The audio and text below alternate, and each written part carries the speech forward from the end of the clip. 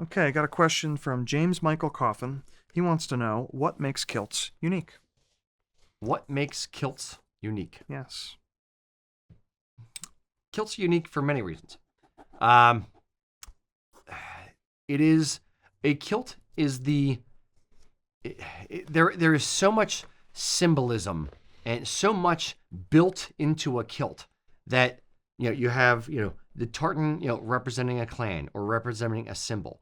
You have the fact that anywhere you go, people are going to see a tartan kilt and go, either he's from Scotland or he has Scottish heritage. It says so much to the world. It says that you're secure in your masculinity. It says that you're okay being a little bit different. You're okay standing out for the crowd, as well as you're expressing your family heritage. There are so many different things about the kilt that no other garment that I can think of worldwide representing any culture anywhere has those many different bits of symbolism imbued in it and just screams that every single time you wear it.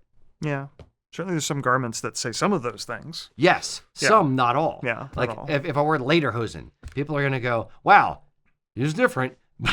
And he must be from Bavaria. Yeah. But it's not the same I know what his family name is, or I know different part, it's, yeah. Yeah.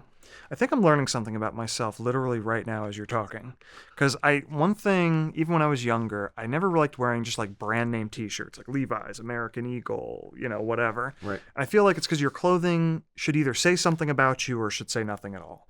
And wearing a shirt that just says American Eagle or whatever, like, what does that say about me? And I've never bought into like brand names in that way, at least in a way that I want to project out to the world. But the kilt does say something. Like, but what I'm totally okay with, a band shirt or things that matter to me. Like your clothes can start a conversation. So, and a kilt does that in a more interesting and meaningful way to me. Agreed. So I agree. Yeah. Like it's an interesting angle you put on it. I would say there are few brands that I feel the need to put on my body and advertise for. Yeah. Now, if it's like I have like a Bauer shirt and a Bauer jacket, but that speaks to hockey, not just the brand. Correct. Yeah. Because I love hockey. Or if it's if I'm wearing a Flyer shirt, or if I'm wearing a Transformers shirt, or if a band shirt, or a Billabong makes more sense to me because that's like a surfing thing. Like if you're into surfing, that. Yes, exactly. Or if there's a favorite kilt company, I don't know, USA Kilts, and they have a brand shirt, great, wear one of those. Yeah. No, but if the brand speaks to my soul in a way, and I view myself almost as a billboard. So if I'm going to, it's either for my personality or for a brand that I believe in. Origin is a company that has everything that they do is made in America. So I wear Origin t-shirts because I really like the brand and what they stand for. But do I feel that same way about Nike? No. Yeah, I agree with that. If it's just a brand for brand's sake, not interested. If it's a brand, like you said, Bauer, it tells people that you're a hockey player. Totally get that. Yeah. Totally get that. Agreed. So, kilts are very much an extension of that. Even just a cable knit sweater. Mm-hmm. Even though this is this sweater, in case anyone asks, because I was asked about my sweater recently. That's kind of weird, but fine. This I got from Joseph A. Somebody Banks. asking you about your clothes? No, about my sweater specifically. They really like my sweater in one of the past videos. This one is a Joseph A. Banks sweater.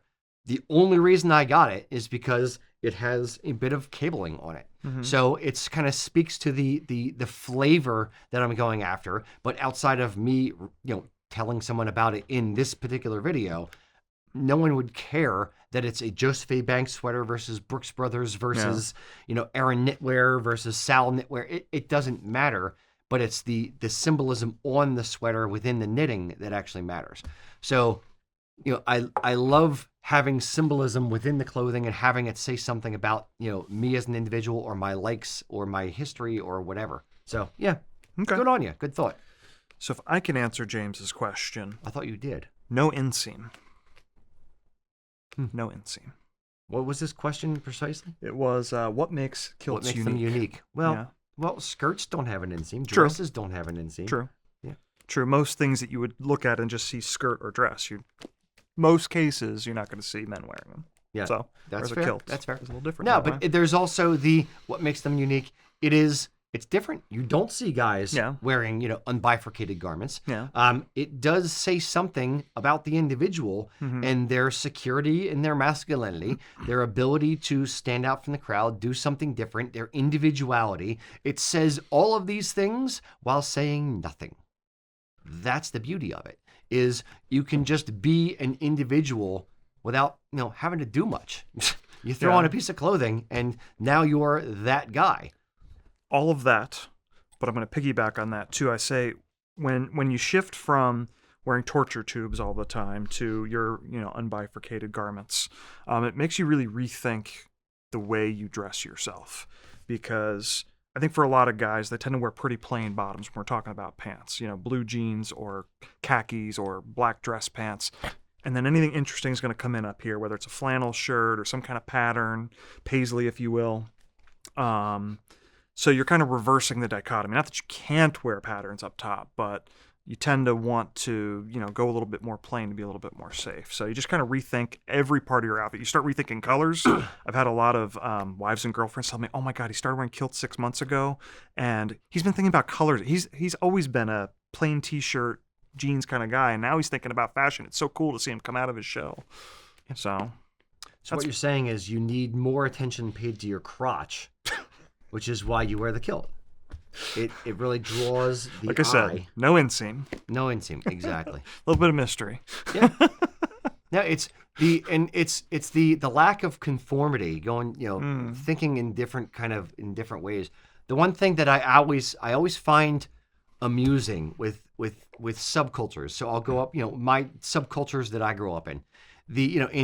In the punk rock subculture, you wear a mohawk and a leather jacket, and you wear patches and zippers on things, so that you're anti-conformity. You're doing what against what the rest of society does, but you're wearing the punk rock uniform and conforming within the scene.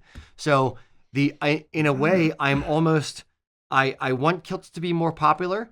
Obvious reasons, because we have a brand, but I want them to be more popular so it's more guys can have fun with it. But at the same time, I will lament, if it becomes more popular, I will lament the individuality that it affords you as an individual to be able to be like, hey, look, no one else is really doing this in the same way that I'm doing it. If I go out to the mall and I see 6 other guys in the kilt or 50 other guys in a kilt, I'm no longer going to be, hey, you're that guy. That's awesome. It's going to be, oh, another one of those kilt wearing guys. Jeez. So as soon as too many people start wearing kilts, you're out of the game, is what I'm hearing. Yes. Then micro minis. Like, okay. Different show altogether. So I'm curious, why are you wearing the kilt? What makes it a unique garment to you, and why does it mean so much to so many people? Tell me down in the comments what your thoughts on this are. Thanks, guys.